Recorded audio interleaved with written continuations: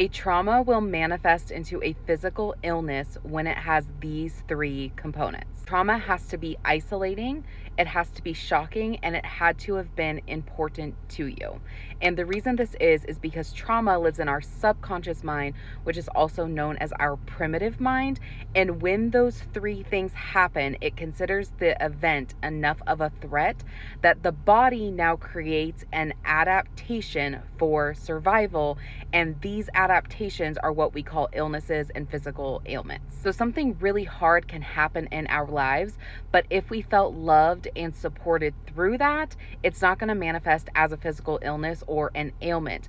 But if we felt isolated, shocked, and alone, then it will manifest into a physical ailment. For example, I had a lady die in front of me in a car wreck a couple years ago.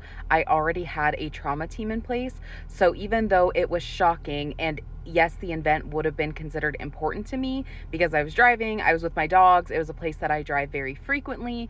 And so there was a high importance, but because I already had a healing support team in place, I was able to get on the phone within the next week and work and process it. So my body didn't feel like it had to create an adaptation in order to survive. Whereas the sexual trauma I experienced as a child has manifested into some lung issues and also some hormone problems because my body felt like it had to make an adaptation because one, I felt very isolated and alone because he was going to tell a very different story than I was going to tell. Prior to it happening, this person was very important to me. I was also riding horses, which was a very important thing to me, and it was very shocking. Like the day it happened, it was so shocking.